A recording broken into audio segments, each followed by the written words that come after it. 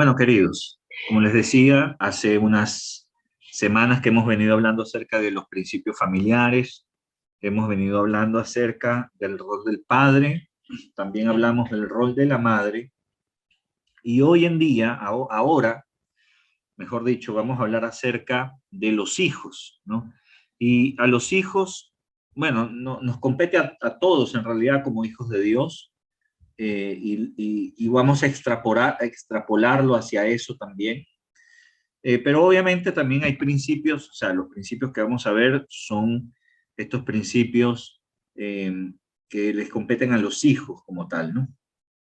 Así que vamos a empezar a ver algunos de estos temas que son importantísimos y después en una predicación siguiente ya hablaremos un poco acerca de la cultura, ¿verdad? Y de la educación que nosotros estamos impartiendo en casa, versus la sociedad, etcétera, etcétera, que son temas muy complejos, pero que se resuelven a la luz de la palabra. Así que empecemos hablando acerca de, o sea, en Efesios 6, del 1 al 3, donde dice: hijos, obedeced en el Señor a vuestros padres, porque esto es justo. Honra a tu padre y a tu madre, que es el primer mandamiento con promesa, para que te vaya bien y seas de larga vida sobre la tierra. Entonces, fíjense estas cosas que tenemos acá en Efesios. Lo primero que dice es que obedezcan a sus padres, pero hace una acotación que es importante: en el Señor. Esto de en el Señor enmarca la obediencia dentro del texto bíblico. Si papá o mamá te piden hacer algo que vaya fuera de la Biblia, tú no debes obedecer, porque primero está la obediencia al Señor. Por ejemplo, ¿no?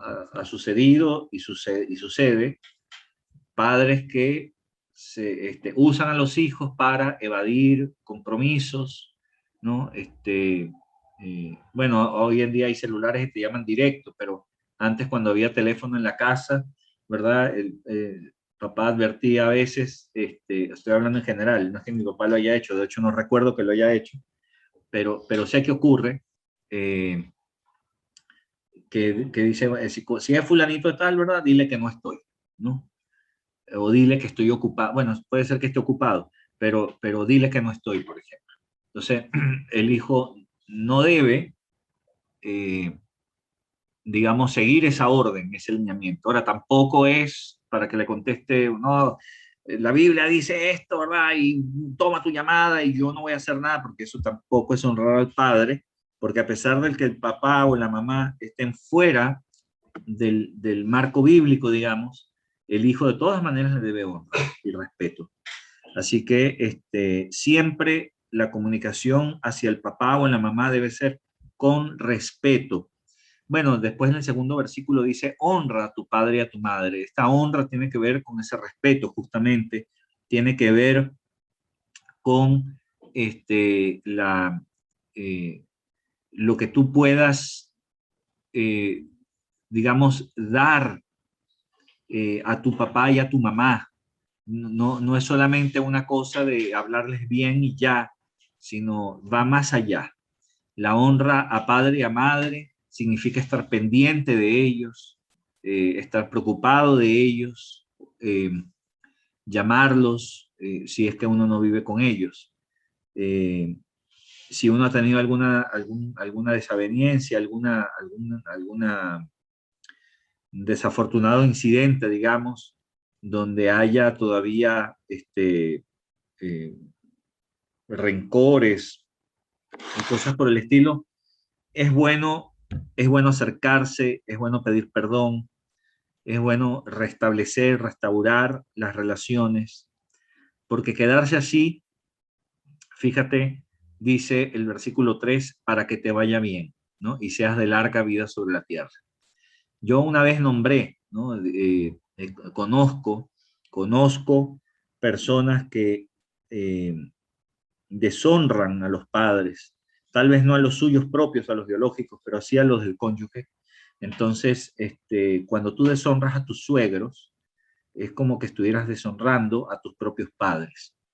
Eh, Porque la Biblia, cuando la Biblia dice que el hombre y la mujer son uno, bueno, esa unidad pasa que tus padres vienen a ser padres de él o ella y tus suegros pasan a ser los tuyos, aunque sean políticos, aunque no tengan tu misma sangre, ni nada de eso. Para el Señor de forma espiritual es así. Entonces es bueno honrar también. Y yo he visto gente aprisionada, como encarcelada, ¿sí? Pueden tener la libertad de salir a la calle y todo eso, así como nosotros, o sea, trabajan, hacen su vida normal, pero están como presos dentro de la, eh, voy a decirlo de esta manera, como de la mala suerte, digamos, ¿no? Donde todo sale mal, donde no hay progreso, donde siempre se estancan las cosas, donde todo es forzado, nada fluye. Es como que los cielos se hubieran cerrado, ¿no? ¿Y por qué? Porque hay, se quebranta o se quiebra, digamos, este mandamiento de honrar a padre y a madre. Entonces, los muchachos, por ejemplo, creen, ¿no? Cuando son, o sea, las personas cuando son muchachos creen que se las saben todas, creen que se van a comer al mundo y no se han dado cuenta que lo más probable es que el mundo se los coma a ellos. Entonces, por eso es que es importantísimo que los hijos aprendan a honrar a su papá y a su mamá. No, que mi papá me abandonó, que mi papá es un borracho, que mi papá me insulta, me humilla, que mi papá no está ni ahí conmigo, ¿verdad? Ni nada por el estilo. No importa. Tú haz lo que el Señor te pide. Honra a tu padre y a tu madre. Ambos deben, a ambos les debes honra. No, aquí la condición bíblica, no hay, mejor dicho, no hay condición bíblica. Aquí no dice, bueno, honra a tu padre y a tu madre si es que ellos se portaron bien, ¿verdad? Si ellos cumplieron con su parte, entonces tú los honras. Pero si se portaron mal contigo, si te trataron mal, si qué sé yo, entonces, bueno, ahí no los honres o honralos como si quieres. No, no es así. Aquí es honra a padre y madre y no hay condición. Es decir, no importa lo que tu papá y tu mamá hayan sido, ni cómo te hayan tratado, ni qué te hayan dicho, el mandamiento para ti, hijos, es honrar a tu papá y a tu mamá. Ese es el mandamiento primario. Entonces, fíjense, además este mandamiento tiene una promesa para que te vaya bien y seas de larga vida sobre la tierra. Obviamente que ese es un mandamiento que es general. El propósito de Dios de manera específica, eh, o sea, Dios puede tener propósitos específicos con una persona y que por A o por B no le vaya bien, no sé, porque tiene un tema, no sé, de codicia, de idolatría, de amor al dinero, qué sé yo, o de repente es una persona que fuma, y bueno, lo más probable es que le dé cáncer a los pulmones, ¿no? O sea, cosas así. O no se cuida, sale a trabajar y no se cuida, está en un sitio polvoriento y no utiliza su protección, ¿verdad? Su respirador, en fin, sino que se descuida, bueno, ya eso es otro tema. Entonces, pero no, lo que quiero decir con esto es que muchas veces nosotros emitimos juicios, ¿ya? Sin saber el detalle, porque nosotros los seres humanos tenemos millones de variables, millones, porque ni siquiera miles, millones de variables que hacen que nosotros, ¿verdad? Actuemos de determinadas maneras y pensemos de determinadas maneras. Y muchas veces,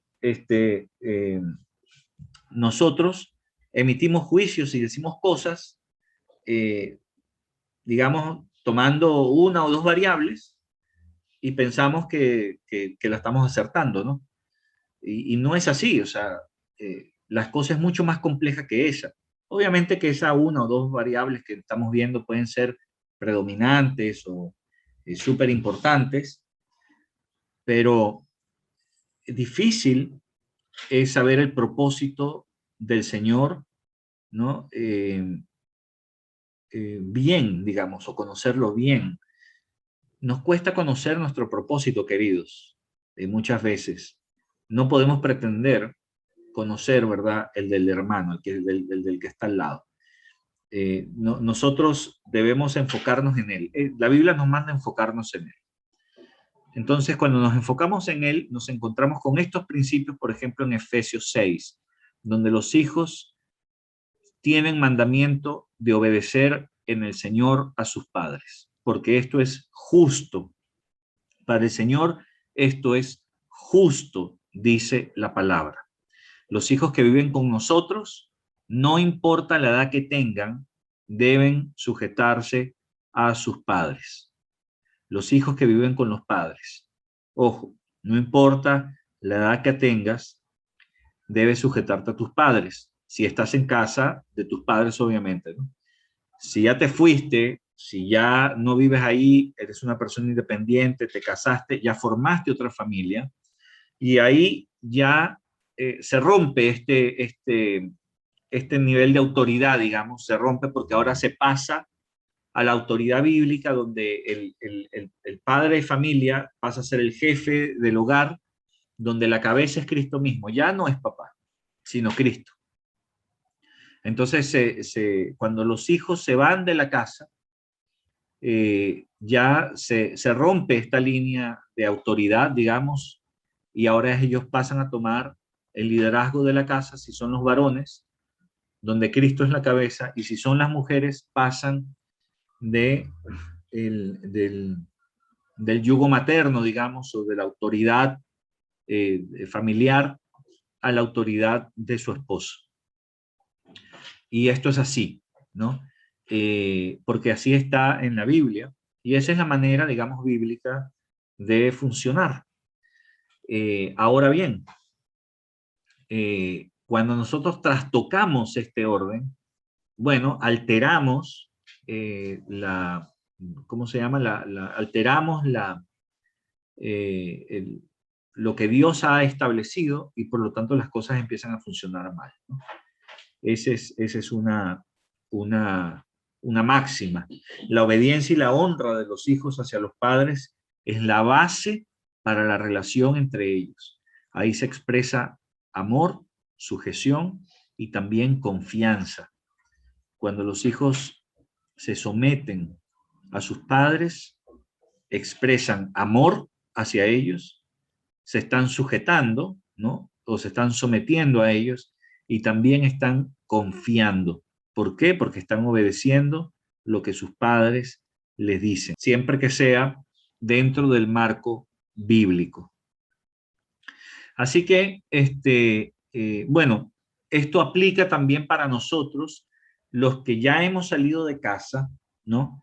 Y tenemos familia, porque ahora nosotros, como hijos de Dios, nosotros nos debemos someter a Dios en obediencia y también honrarlo. Entonces, estos principios también aplican para nosotros, ¿no? En el marco espiritual ahora, netamente en el marco espiritual. Vamos a pasar a la siguiente lámina. Colosenses 3:20 dice otra vez: hijos, obedeced a vuestros padres en todo, porque esto agrada al Señor. ¿No? Es agradable al Señor porque es un mandamiento que viene de Él. No es algo puesto, digamos, arbitrariamente por alguna persona, sino es algo que viene de Dios. Obedecer a sus padres en todo. Obviamente en todo, como dije, está limitado o enmarcado dentro de lo que es bíblico, no fuera de lo que es bíblico.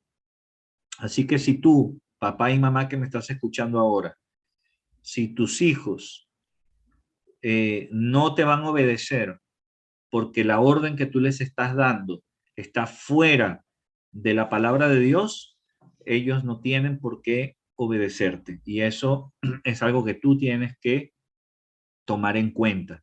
que todo lo que tú le vayas a decir a tus hijos esté dentro del marco bíblico.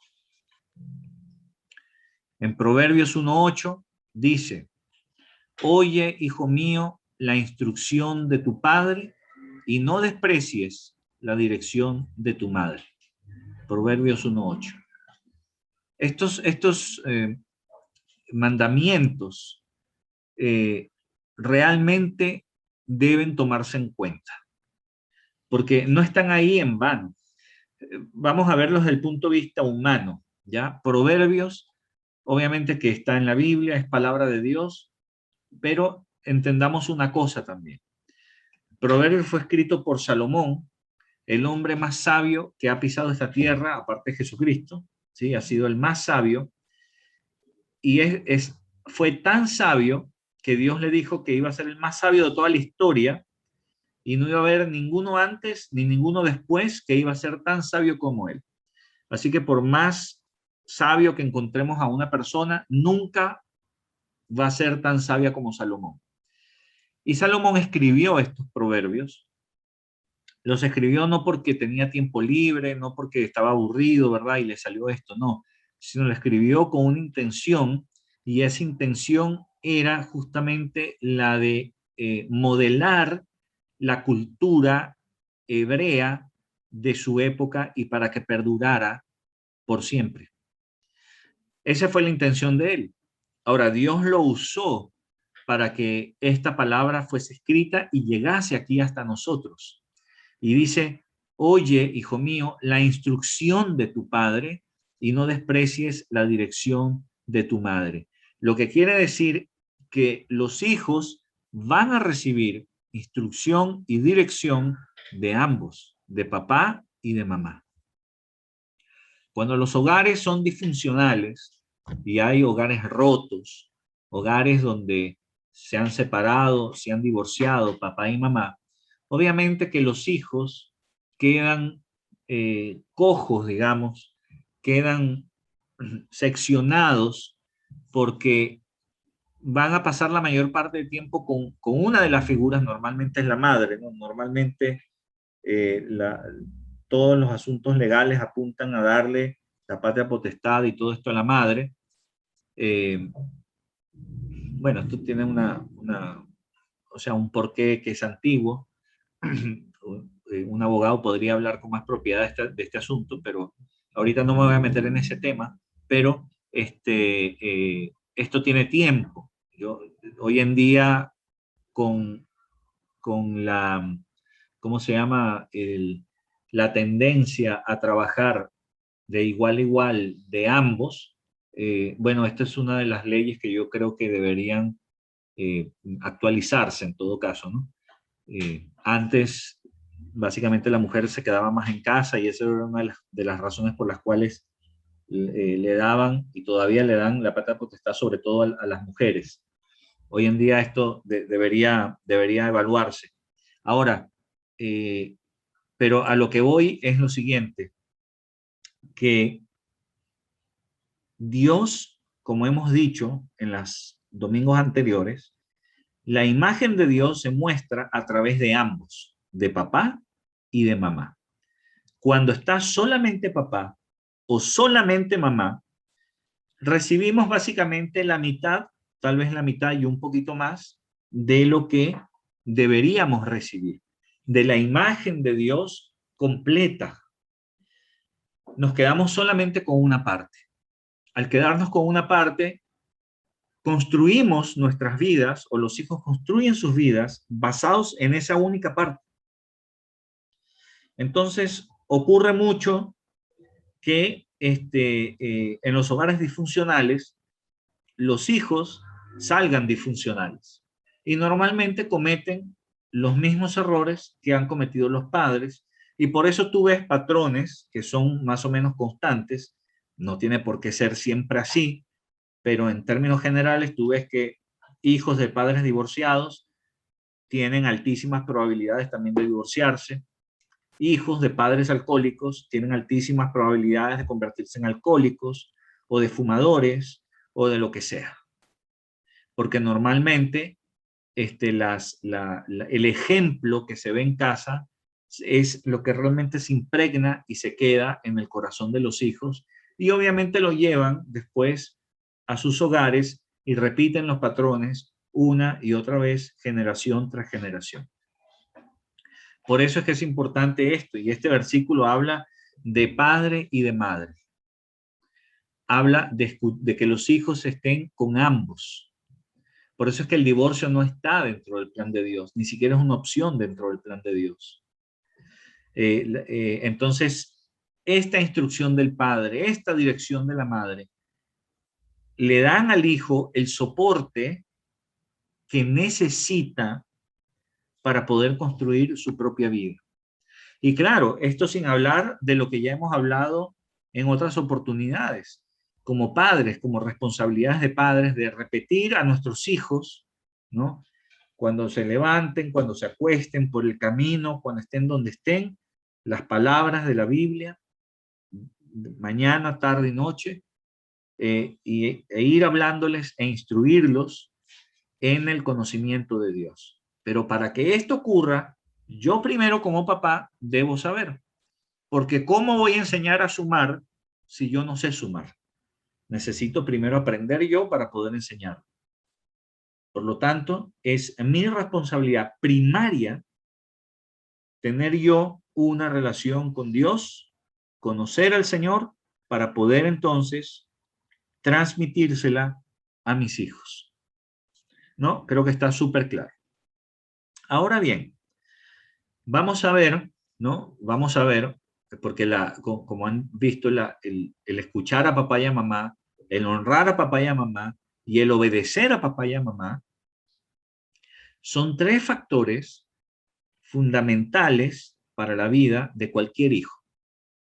Si lo extrapolamos a nosotros, que ya no somos hijos, digamos, o sea, sí somos hijos, pero no hijos que viven, ¿verdad?, bajo la tutela de sus padres, los que ya tenemos familia, pero podemos extrapolar a Dios, ¿no? Porque ahora nos debemos al Señor.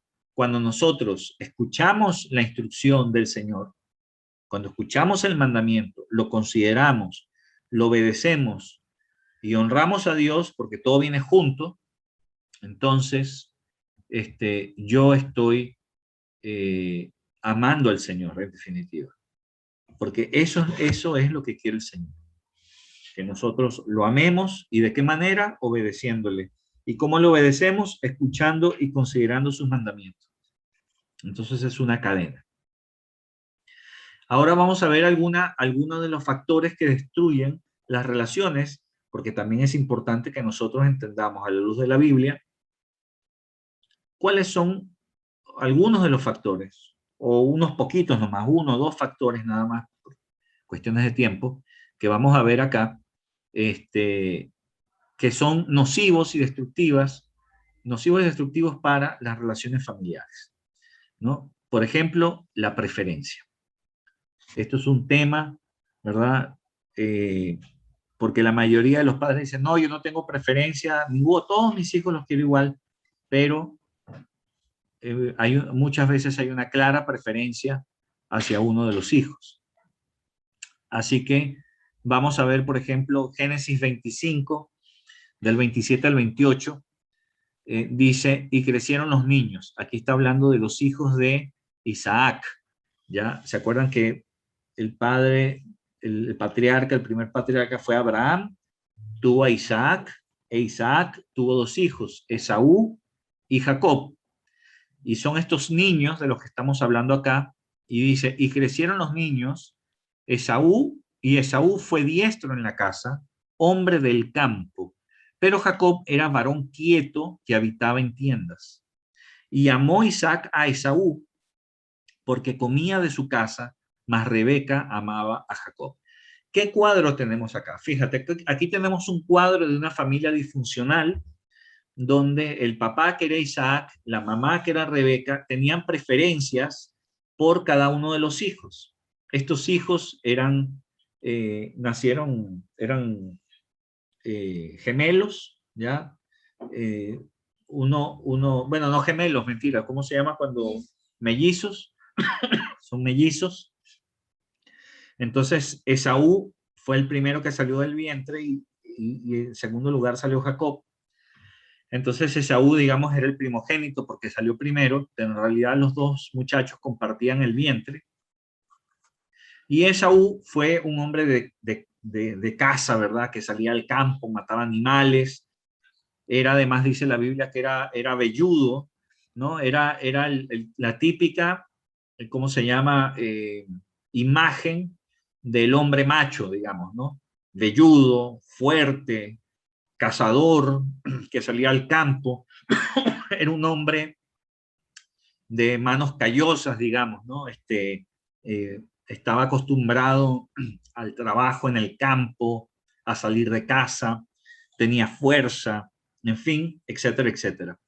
Isaac amaba a Esaú, lo amaba más que a Jacob, porque aquí en el versículo 28 lo está diciendo, porque comía de su casa, porque Esaú le llevaba, ¿verdad?, de lo que él cazaba y le daba a su papá, y a Isaac le gustaba eso mucho. Entonces él tenía una preferencia por Esaú. En cambio de Jacob no recibía nada. Y Jacob era, como dice aquí, el varón quieto, el que habitaba en tiendas, ¿no? Habitaba en las tiendas, en las carpas, no salía al campo. Era un muchacho que le gustaba cocinar, porque él cocinaba. La Biblia decía que él cocinaba, eh, y era un hombre que estaba más quieto, más, no era velludo, era más lampiño, era más, eh, digamos, menos, si se quiere, desde este cuadro que estamos viendo las cosas, menos masculino, si se quiere. El otro era más masculino, ¿no? Eh, Jacob no tenía menos de masculino que Esaú en realidad, pero estamos viendo a través de la ventana de Isaac y de Rebeca, ¿no? Rebeca, que era la mamá, amaba más a Jacob porque estaba más con ella, ¿no? Era un hombre más mamón, si se quiere, ¿no? Estaba más con la mamá le enseñó a cocinar, él cocinaba, mientras que Saúl iba, ¿verdad? Y cazaba y hacía todo esto. Entonces aquí hay una clara preferencia entre los padres. Uno amaba a uno y el otro amaba al otro. Ahora, ¿qué pasó con esto? Bueno, que Jacob creció. eh, Jacob además no era tan quietecito en realidad como uno se lo puede imaginar. Lo que pasa es que al lado de Saúl era tranquilo. Pero cuando tú te pones a estudiar un poco la vida de Jacob, tú te das cuenta que Jacob no era tranquilo nada. El otro era más intranquilo, si se quiere, pero Jacob era un hombre de armas tomar en realidad. Y de hecho, él tuvo una lucha con Dios mismo, dice que luchó y lucharon toda la noche. Imagínate la fuerza, imagínate qué fuerza tendría, y eso que era el que cocinaba. ¿Cómo sería Saúl, no? O sea, imagínate la lucha que Dios tuvo que tocarle el muslo y descoyuntarle el músculo de la pierna para que no lo siguiera molestando. Y le cambió el nombre de Jacob, se lo cambió a Israel. Y Jacob viene a ser el patriarca, el padre de Israel como tal, ¿no? De hecho, le cambió el nombre de Jacob a Israel porque Israel significa el que luchó con Dios. Eso es lo que significa. Por eso es que más adelante, más o menos unos 12 capítulos después que eh, dice en Génesis 37, y amaba Israel, o sea, estamos hablando de Jacob, del mismo que hablamos ahora, amaba a José más que a todos sus hijos, porque lo había tenido en su vejez, e hizo una túnica de diversos colores. Y viendo sus hermanos que su padre lo amaba más que a todos sus hermanos, le aborrecían y no podían hablarle pacíficamente. Esta es una de las consecuencias de tener preferencia sobre uno de los hijos. Y esta consecuencia puede pasar de generación a generación y como consecuencia trae aborrecimiento de parte de los hermanos, ¿no? Esto ocurre. Antes las preferencias eran muy marcadas. Bueno, yo creo que pueden ser marcadas en cualquier momento. Hay unas que pasan más piolas que otras, en fin, pero como somos seres humanos, eh, las preferencias, el tema de las preferencias entre los hijos es un tema que hay que tener mucho cuidado. Porque fíjate cómo Israel o Jacob fue el preferido de su mamá y él aprendió eso. Entonces él mostraba una preferencia abierta ante el menor de sus hijos, que se llamaba José. El menor de sus hijos en ese momento. Después tuvo otro que se llamaba Benjamín, que se llamó Benjamín. Pero José, antes que naciera Benjamín, dice acá que lo amaba más que a todos sus hijos porque lo había tenido en su vejez. Si ustedes se dan cuenta, todos tienen una razón del por qué aman a uno más que al otro. Porque locos no son. Aquí nadie es loco. Entonces, no es porque sí, no es nada más porque sí. Hay una razón. Esa razón hay que entenderla.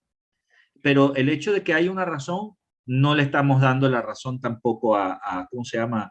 Al papá o a la mamá que prefiere a uno que prefiere al otro. Obviamente que no está bien hacerlo, pero quiero destacar que había una razón, había razones. Tal vez tú prefieres a uno de tus hijos más que al otro por una razón también. Y eres un ser humano y tenemos que aceptar esa condición humana.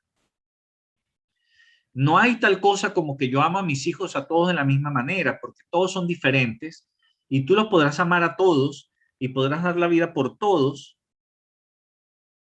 pero no sé, tal vez si tú eres, no sé, por decirte, si a ti te gusta, como en el caso de Rebeca, cocinar y uno de tus hijos tiene preferencia por la cocina, bueno, tal vez haya algo más de simpatía. Eh, y eso se entiende. Incluso los hermanos también podrán entenderlo. La cosa es cuando hay una marcada y clara diferencia de amor, ya ni siquiera tanto de simpatía, sino ya de amor marcada, donde yo le doy la preferencia a uno mucho más que a otro.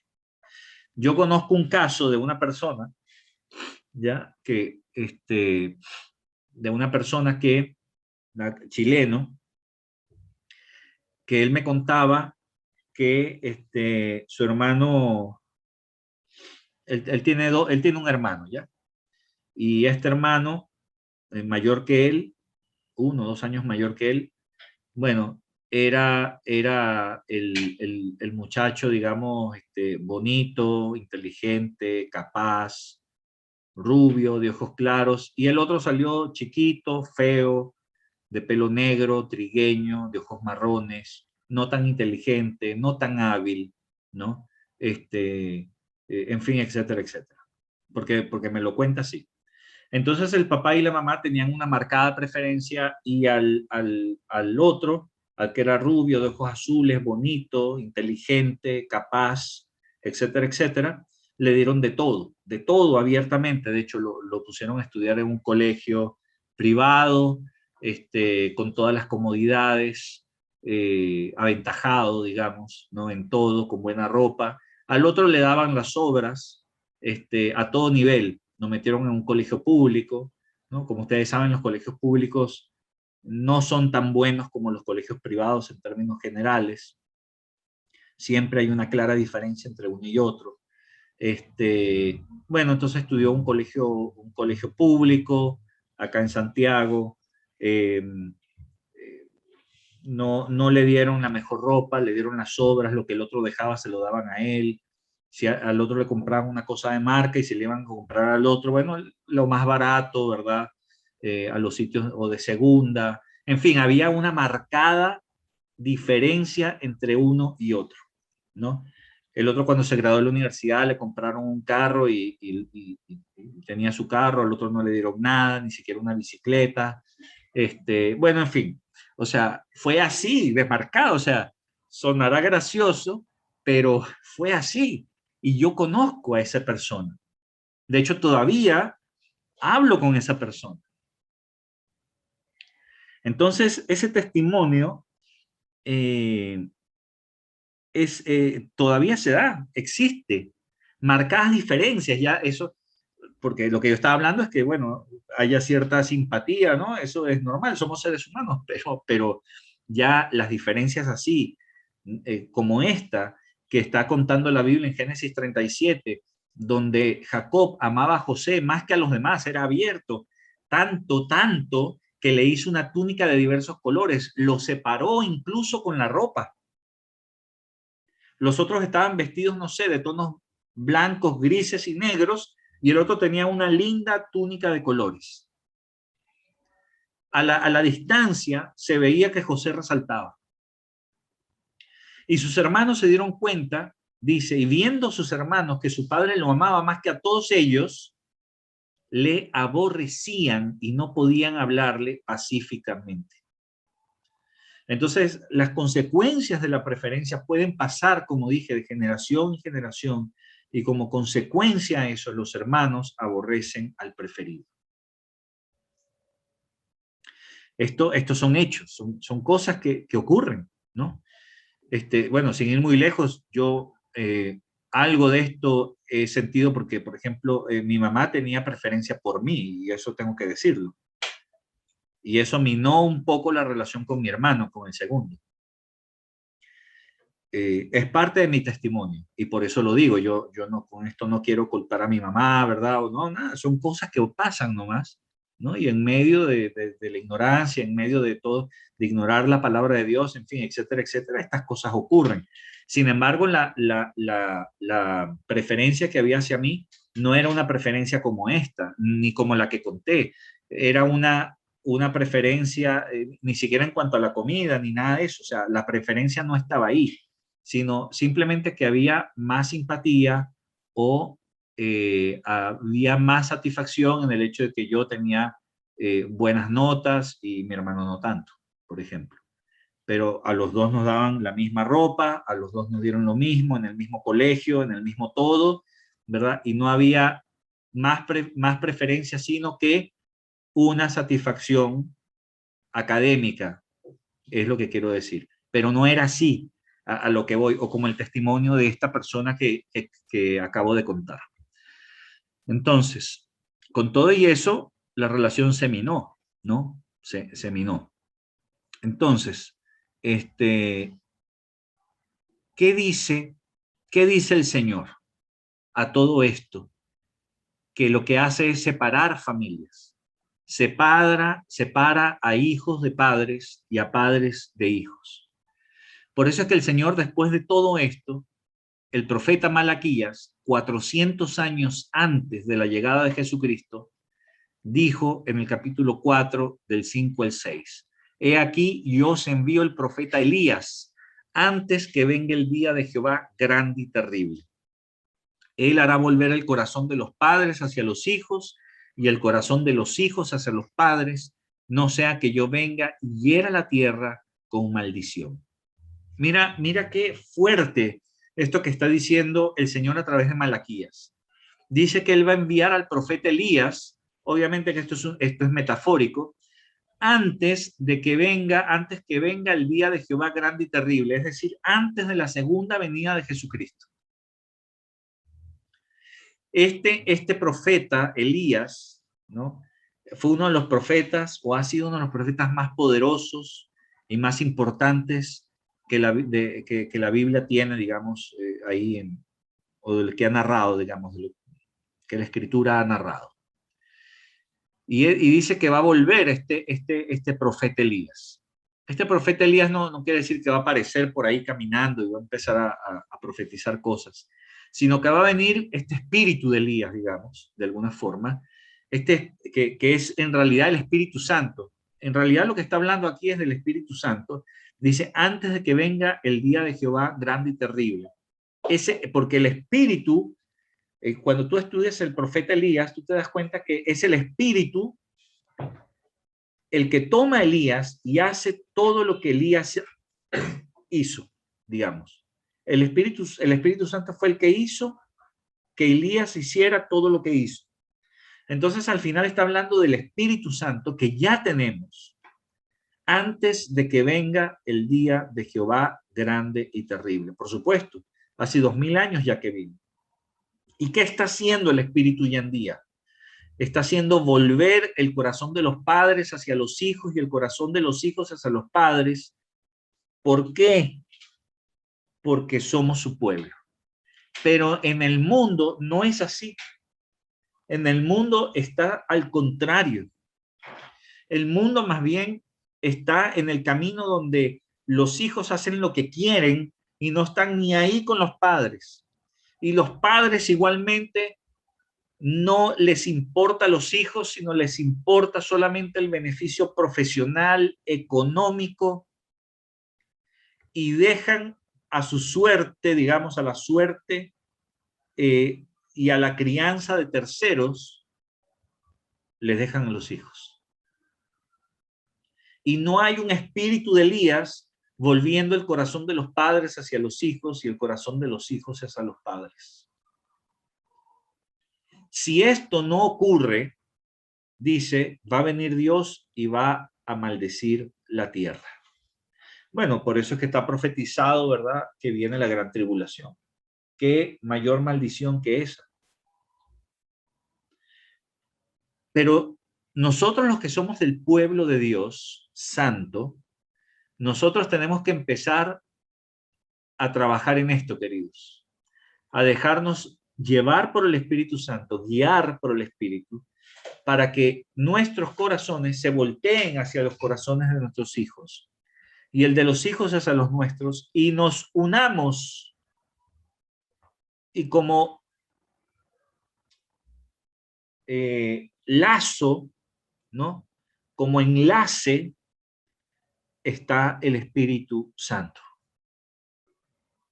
la palabra de Dios, la Biblia. Por eso es que es tan importante que nosotros los padres le hablemos a nuestros hijos y les enseñemos las Escrituras, para que nuestros hijos se la enseñen a sus hijos y a los hijos de sus hijos por todas las generaciones hasta que venga el Señor. Es tan importante. Si tus hijos nunca han escuchado de Dios, empieza a hablarles poco a poco. No tienes que ir de frente con versículos bíblicos, no, poco a poco. Y vas, en lo que tú vas aprendiendo, en tus propias palabras, lo vas diciendo. Lo vas sacando en temas de conversación, en la mesa, cuando los llevas al colegio, o bueno, están en cuarentena, en la casa, cuando se reúnan a comer. Muchas veces también, y tristemente lo digo, hay muchas familias que comen solos, cada uno por su cuenta, en sus habitaciones, comen a diferentes horas, a uno le da hambre a las 4 de la tarde, al otro al mediodía, comen como quieren, están pegados a sus teléfonos celulares, a sus laptops, etcétera, etcétera, etcétera.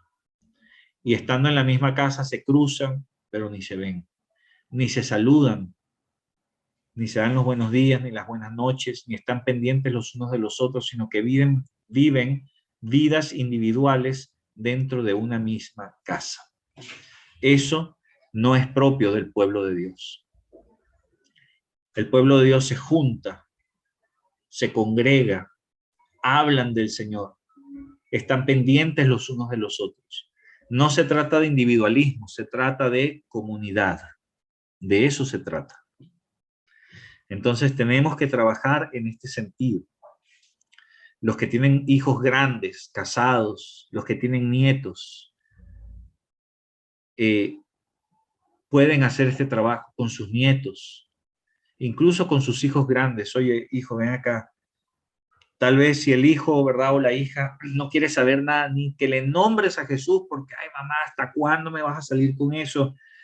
Pero entonces dale consejos bíblicos. No le menciones a Cristo, pero dale consejos bíblicos. Mira, hijo, de lo que tú has aprendido de la Biblia, por eso es que es tan importante. A tus nietos, háblales del Señor.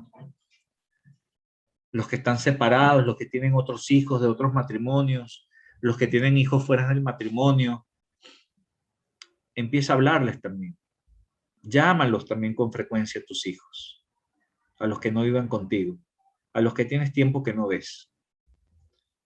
Bendícelos. Hijo, hija, te llamo porque, bueno, quería hablar contigo, bendecirte. Mira, estoy orando por ti, ¿verdad? Para que te vaya bien, que Dios te acompañe. Poco a poco, si nunca lo has hecho, tal vez cuando cuelgues, tu hijo, tu hija dirá, mi papá, mi mamá se está volviendo loco. Lo que me acaba de decir, parece que le están lavando el cerebro. No importa, que diga lo que quiera. Tú cumple con lo que el Señor te está mandando. En Efesios 6:4, otro factor que daña la relación entre padres e hijos es la exasperación.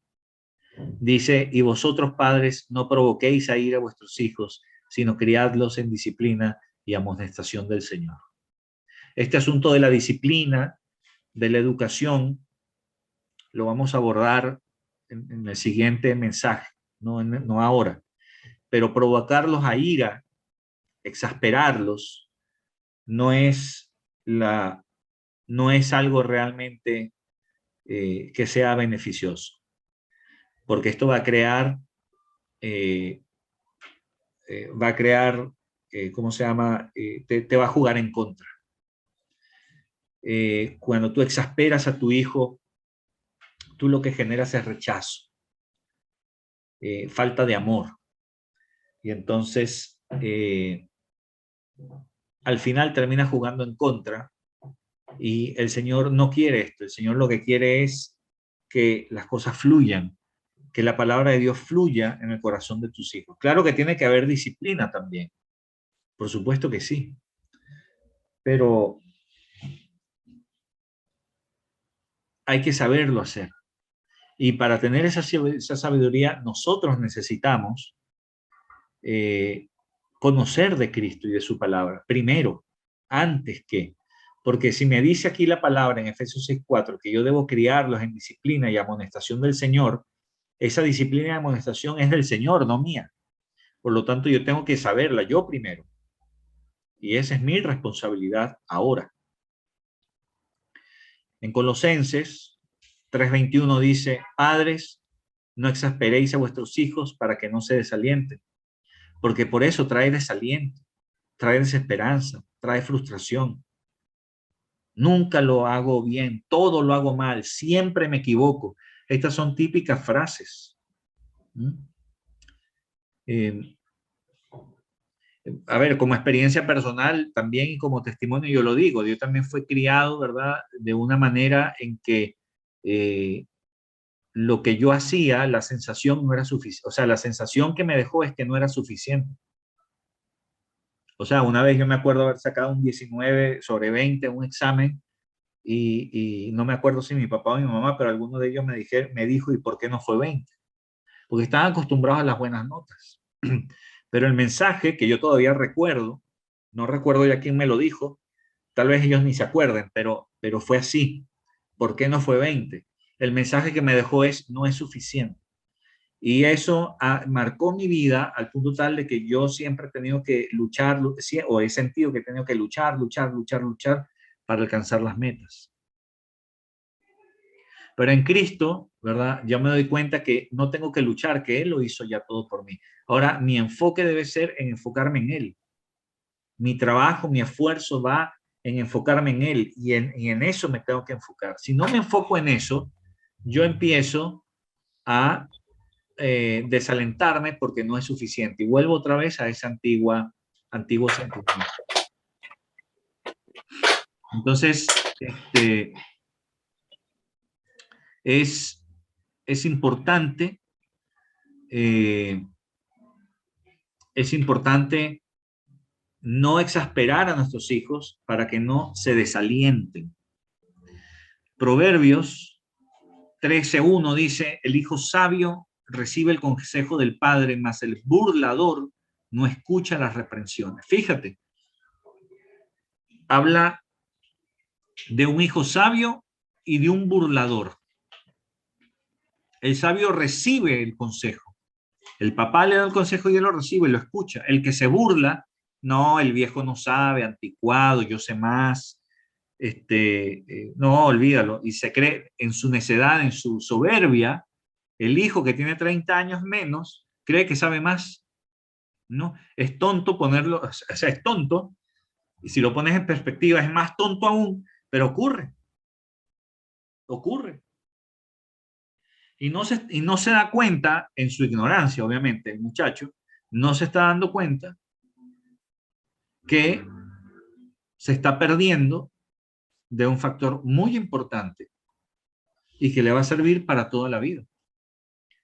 Escuchar a los padres, y cuando uno no tiene padres, escuchar a los que son más viejos que tú y que te consideran, es una ganancia, siempre es una ganancia. Los que tenemos nuestros padres vivos, podemos llamarlos con frecuencia y pedirles consejo. Como dije antes, ya yo, por ejemplo, que tengo una familia aparte, ya yo no me tengo que sujetar a mis padres, pero yo sí tengo la opción de llamarlos y decirle, papá, mamá, mira, estoy pasando por esto, ¿verdad?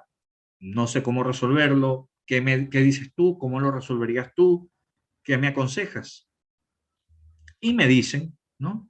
Yo de vez en cuando los he llamado para cuestión, por ejemplo, con mi papá tocó temas laborales, y a mi mamá la llamo para temas generales, familiares, con mis hijos, por ejemplo, ¿no?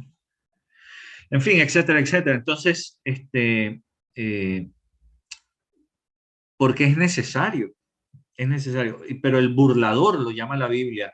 A este hijo necio, soberbio, que cree que se la sabe toda, la Biblia le llama burlador. No escucha las reprensiones, cree que se la sabe toda, que lo está haciendo de oro, y no es así. En Proverbios 10:1 dice, el hijo sabio alegra al padre, pero el hijo necio es tristeza de su madre. O sea, fíjese cómo repercute digamos, la posición que tenga un hijo delante de lo que sus padres le digan. Si es sabio, bueno, el padre se alegra y se regocija en el hijo, pero si es necio, es tristeza de su madre. Normalmente es así, el hijo necio, ¿verdad? Cuando es necio y no quiere escuchar, el padre ya ni le da bola, ya ni le presta atención. La madre lo sufre más y se aflige más.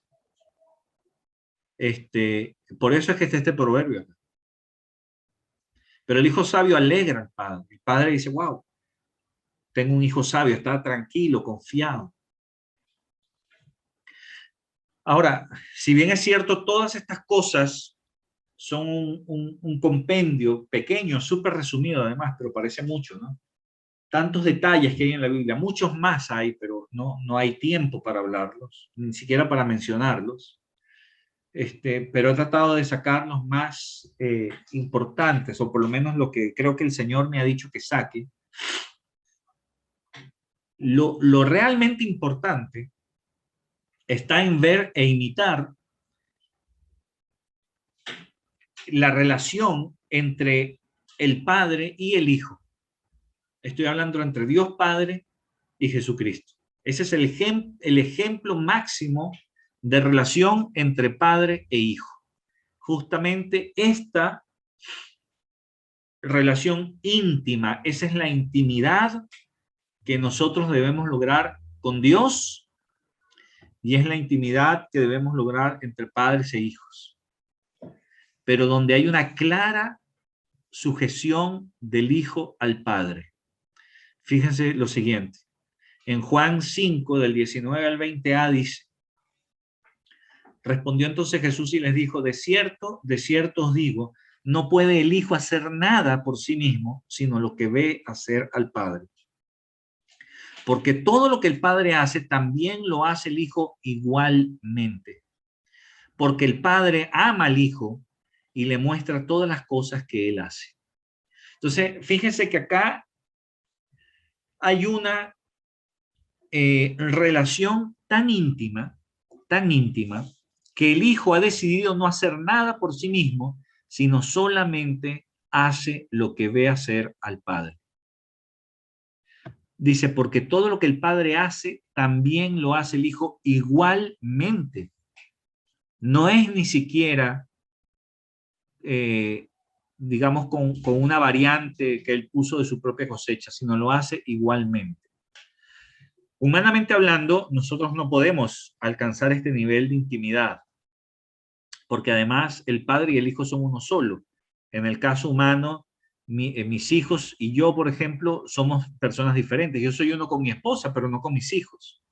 Sin embargo, entre mis hijos y yo podemos llegar a tener, no la tenemos, pero podemos llegar a tener, o quisiéramos tener una relación lo más íntima posible, donde ellos pueden ver lo que yo hago, yo les enseño o les debería enseñar lo que yo sé para que ellos también lo hagan. Eso no quiere decir que todos van a ser ingenieros o todos van a ser pastores, no, pero que ellos hagan o imiten o pongan en práctica los principios que yo les puedo enseñar bíblicos en sus propias carreras, en sus propios estudios, en los que ellos hagan y aprendan. No tienen que hacerlo igualmente, pero sí deben imitar todo lo que es bíblico de mí y entender que todo aquello que no es bíblico es parte de mi lucha. Sí, es parte de la lucha con papá, pero también veo cómo papá va siendo moldeado por Dios, porque papá no es Superman, ni mamá tampoco, sino que ellos sí tienen sus flaquezas y tienen sus errores porque son seres humanos, pero vemos la misericordia de Dios manifestarse en sus vidas y vemos cómo ellos luchan con sus pecados y con sus debilidades, y eso debe ser ejemplo para ellos. En el 20 dice, porque el Padre ama al Hijo y le muestra todas las cosas que Él hace. No les condena nada, no les condena nada, sino que se las muestra. Mira, hijo, yo hago esto, esto se hace así, se hace así. En el caso de Jesucristo y el Padre, y afortunadamente para nosotros, gracias al Señor, en Juan 10:30 dice, yo y el Padre uno somos. Claro, son uno. Por eso es que hacen las cosas igualmente. Entre ellos no hay diferencia. Entre nuestros hijos y nosotros sí las hay. Tenemos personalidades diferentes, hacemos las cosas diferentes. Pero con todo y eso puede haber unidad, puede haber intimidad. Sobre todo en lo que es bíblico, en todo aquello donde yo puedo mostrarle a mis hijos cómo lidio con determinadas cosas. Por eso es que los hijos cuando están solos, se crían solos, ambos padres trabajan, ellos pasan la mayor parte del tiempo solos en sus casas, metidos en las redes sociales, metidos en sus computadores, jugando y viendo cualquier cosa, se pierden de la enseñanza, se pierden de lo que papá y mamá les puedan enseñar. Entonces, cuando son adultos, son estos típicos adultos que lamentablemente cada vez abundan más y más, donde piden tolerancia, pero ellos son los primeros intolerantes. En el caso de Cristo y el Padre, yo y el Padre uno somos. Finalmente, en Hebreos 12, del 9 al 11, dice, por otra parte, tuvimos a nuestros padres terrenales que nos disciplinaban y los venerábamos. ¿Por qué no obedeceremos mucho mejor al Padre de los Espíritus y viviremos? Y aquellos ciertamente por pocos días nos disciplinaban como a ellos les parecía, pero para lo que nos es provechoso, para que participemos de su santidad. Es verdad que ninguna disciplina al presente parece ser causa de gozo, sino de tristeza, pero después da fruto apacible de justicia a los que en ella han sido ejercitados.